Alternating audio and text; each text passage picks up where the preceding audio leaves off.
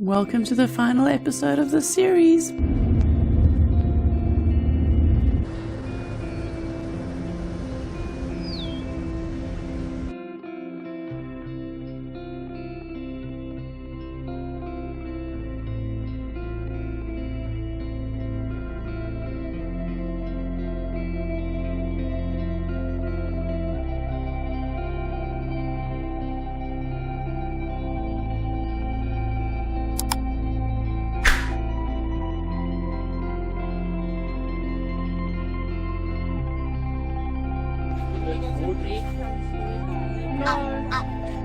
The Ebb and Flow rest camps in the wilderness. We have so many memories in this park, both in the south and in the north rest camps.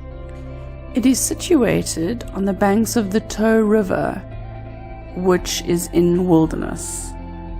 Over the years, we've always camped, and my parents have either stayed in a forest cabin or one of the rondavels. Although we've been going all year round for many years, the commonest time that we visit the park is usually around Easter, which is usually in April. And you'll notice in many of our photos there will be scenes of us doing prawns, and this has become a bit of a Good Friday family tradition of having prawns in the park every Good Friday, Easter. For many years, our family have travelled around South Africa, and up until recently, a bit of Africa itself, in the search of making memories and discovering new places. There are some places that just have that feeling, the feeling that no matter what the circumstance, you just want to keep going back time and time again. For us, Ebb and Flow along the garden route is that place. Ebb and Flow has always been that place whereby at least once a year, family and friends get together to add to these memories past. This has been a tradition that we have enjoyed for just over 15 years, and our plan is to add to these memories for many, many years to come.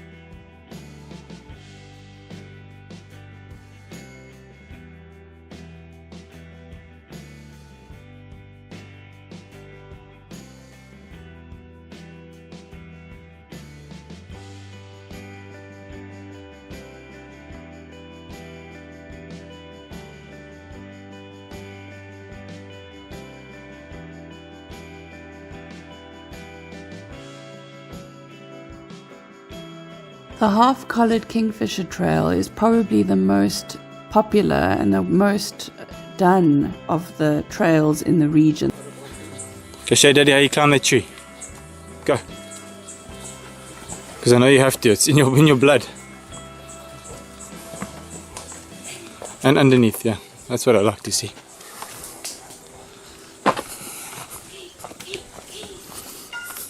And the others you have to drive a little bit to get to, and therefore they're not as busy. It's approximately 3.5 kilometers one way and 3.5 kilometers back, so in total approximately 7 kilometers. It is along the Tow River, and you cross over a pontoon approximately 1 kilometer or 1.5 k's down river. There is a wooden walkway, like a boardwalk, most of the way, and through some parts you'll be walking through the forest, but it is a really well-worn path. We personally find that in the summer months it is so busy that you could be in quite literally queues of people walking in this particular trail. So just keep that in mind in your planning. Also, it is a waterfall trail, so at the end of the 3.5 k's you will get to a waterfall, which is really a lovely spot for a picnic, and then you turn back and walk 3.5 k's back.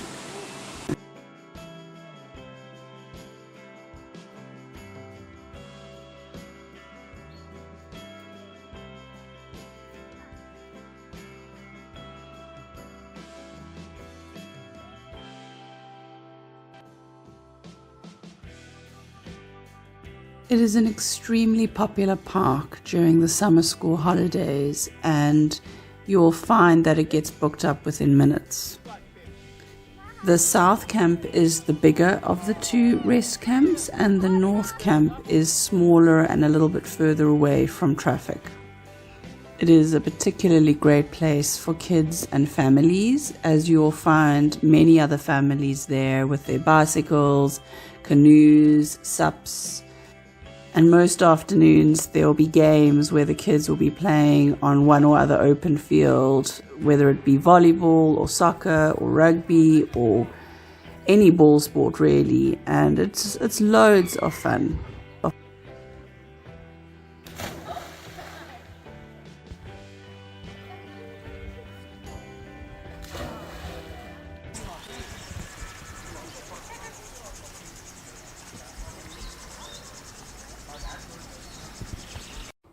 This January, we are so lucky to have so many incredible bird sightings. We were treated to an incredible show put on by the Paradise Flycatcher family on the northern side of the Ebb and Flow camp near the Evolutions. For the 4 days that we were in camp recently, we got to see them feeding 2 chicks on a daily basis. The light wasn't too great, so we really struggled to get epic pictures, but the experience was incredible nonetheless. I've never seen these paradise flycatchers quite so in the open and so easy to watch and enjoy.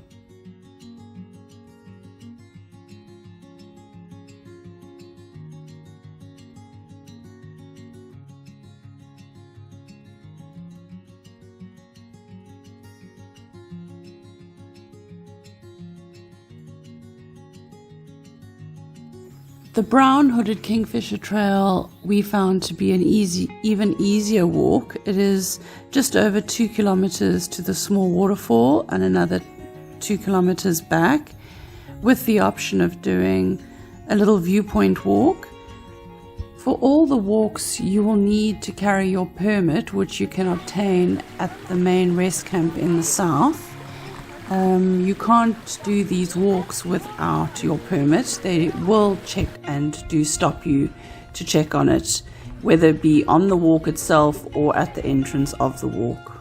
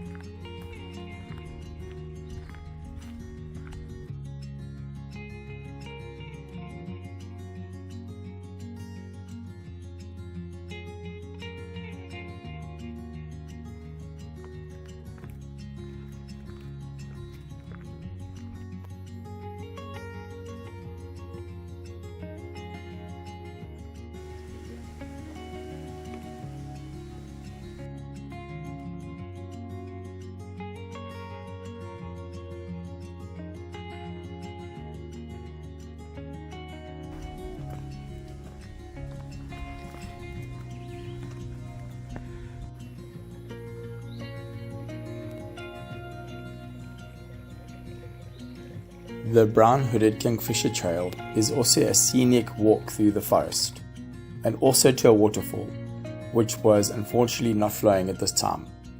Even though there was no water or not much water, there were loads less people. Cheapers, because the half-colored kingfisher shell was really busy at the end of last year. Along your walks, you want to keep your eyes peeled for the Narina, the elusive Narina trogon, and the 5 known kingfishers to the area. And if your legs were a little bit tired after the walk, you can also have a peek at the 2 bird hides that we know of, which is the Woodville bird hide as well as the Malachite bird hide.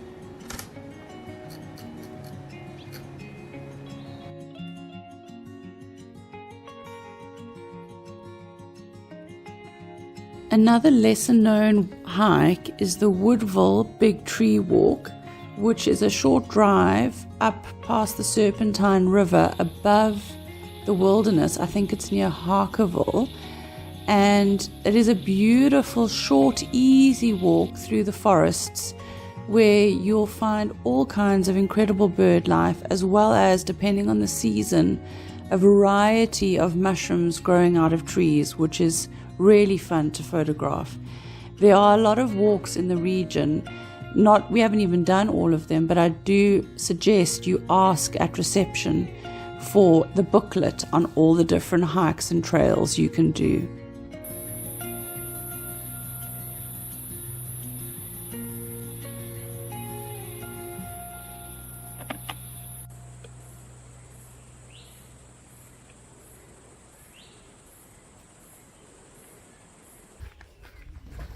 What made our recent trip even more memorable was the 2 Narina trogon encounters that we had in the northern camp. So thank you to the guy from George that was kind enough to point this out to us. For as long as I can remember, I've been on the hunt to get a picture of the Narina trogon, and just knowing that I got 2 separate sightings of it was epic. It became a competition between Jay and I of who could get the best picture of the Narina trogon, but I will forever remember that memory of walking there and getting the little glimpses that we had of this beautiful female and how incredible and colorful and beautiful she was.